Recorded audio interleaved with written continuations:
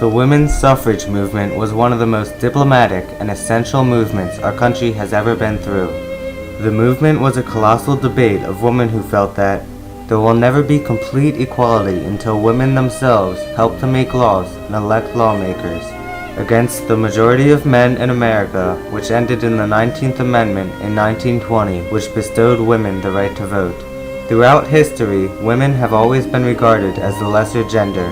Men viewed them as housewives, only fit to have children and cook. This all changed with the women's suffrage movement. But even before the suffrage movement, many women have stood up to the cruel laws that prevented their rights. One of these notable women was Abigail Adams. In the late 1770s, the Declaration of Independence was drafted. John Adams received multiple letters from his wife Abigail, who was a firm believer in women's suffrage. In one of her letters to John, she proclaimed, "I long to hear that you have declared an independency, and, by the way, in the new code of laws which I suppose it will be necessary for you to make, I desire that you would remember the ladies, and be more generous and favorable to them than your ancestors. Do not put such unlimited power into the hands of the husbands. Remember, all men would be tyrants if they could."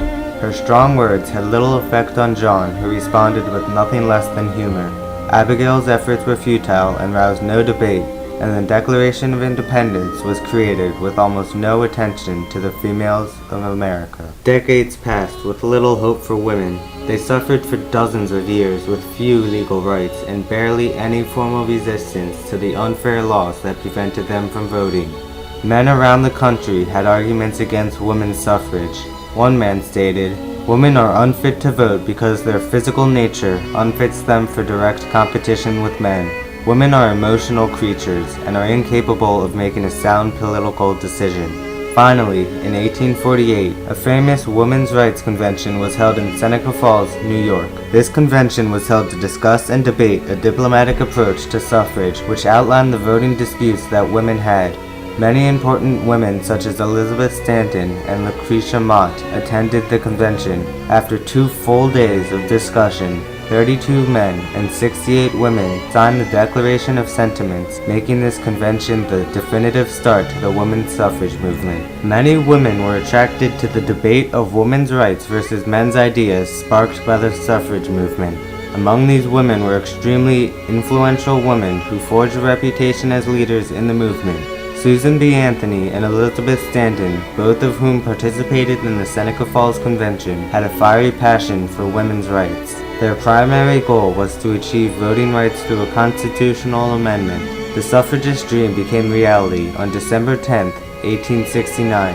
On that day, 21 members of the Wyoming legislature approved a revolutionary declaration which proclaimed that every woman of the age of 21 years residing in this territory may at every election to be holden under the law thereof cast her vote. The next year, in 1870, a woman by the name of Eliza A. Swain received the honor of casting the first female ballot in Wyoming, proclaiming a new era of equality for women. Wyoming received much complaint from the rest of the states about the decision, but the law was not repealed. In that same year, women made a bold move in Wyoming and started serving in court as part of the jury. Esther Morris and Caroline Neal became the first female justices. In a matter of years, Wyoming changed the course of the suffrage movement. That same year, in 1870, the 15th Amendment was passed. It states, "The right of citizens of the United States to vote shall not be denied or abridged by the United States or by any state on account of race, color, or previous condition of servitude." Even though the amendment claimed all citizens could vote, women were still unable to vote by this amendment because it implied women were not citizens. The debate by women against the government was only strengthened by this amendment. A few years later, in 1872, Susan B. Anthony attempted a new diplomatic approach to obtaining voting rights. Susan consulted a judge named Henry Selden before attempting to register for the vote. She got him to write a signed opinion that said anyone who turned Anthony away from voting would be threatened with a lawsuit. Susan and 14 other women registered for the presidential election of 1872. Unlawfully, all of the women who voted that day were arrested, along with the authorities that had registered them to vote. Their bail was set at $500, and everyone except Susan B. Anthony elected to pay rather than stay in jail. The National American Women's Suffrage Association, commonly known as the NAWSA, led by Elizabeth Stanton and Susan B. Anthony, started vigorously attempting to obtain voting rights. Given the idea of statewide suffrage by Wyoming, the NAWSA began waging state-by-state campaigns to obtain rights in each of the states. Representing thousands of women nationwide, the NAWSA wasted no time. In 1893, Colorado became the second state to pass an amendment which granted the vote. In no time, many other states adopted an amendment similar to this. Utah and Idaho followed Colorado in 1896, Washington in 1910, California in 1911, Oregon, Kansas, and Arizona in 1912, Alaska and Illinois in 1913, Montana and Nevada in 1914, New York in 1917, and finally Michigan, South Dakota, and Oklahoma in 1918. In the middle of all the statewide amendments being passed, President Woodrow Wilson was elected. On 1813, on his inauguration, the NAWSA plotted a bold move to celebrate the many states that had granted suffrage so far. Led by Alice Paul and Lucy Burns, 5,000 to 8,000 suffragists paraded from the Capitol building past the White House in costume, on floats, and on foot. At the front of the parade was a woman named Inez Milholland Boissevain, who led the suffragists on her white horse. An estimated 500,000 spectators watched the parade. Many of them watched in support of the suffragists, but most felt that the parade was a disgusting insult to the United States. This is where everything went wrong. The crowd yelled insults, threw objects at the women, mobbed, slapped, and even beat them. The organizers of the parade were not at fault. They had a police permit in order to march, yet the police did not do anything to protect them.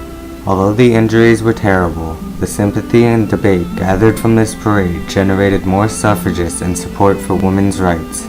The annual Women's Suffrage Parade started drawing more and more marchers and onlookers. 1918 was an extraordinary year for the suffragists.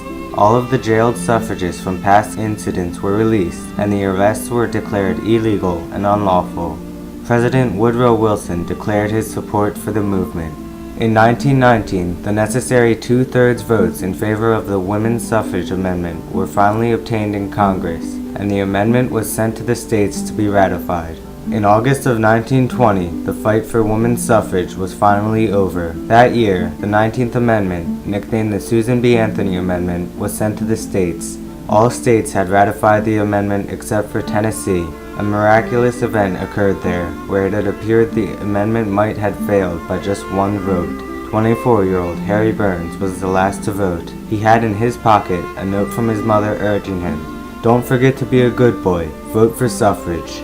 He did just that. Women had finally won the vote for suffrage. The 19th Amendment states that the right of citizens of the United States to vote shall not be denied or abridged by the United States or by any state on account of sex.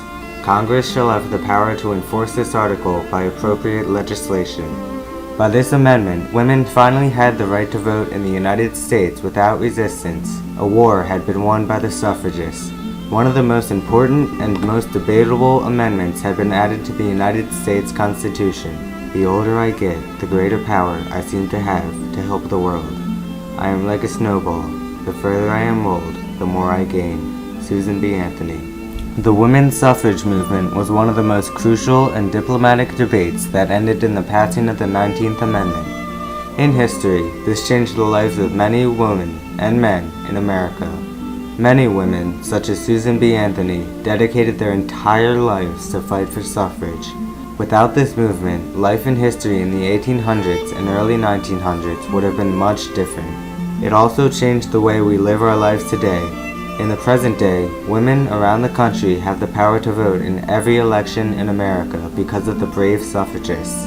Not only that, but women are now an equal gender in everything. Women are able to work in places they could not work before, including the government. The women's suffrage movement was part of a truly astounding time period that remodeled the way the United States was for eternity.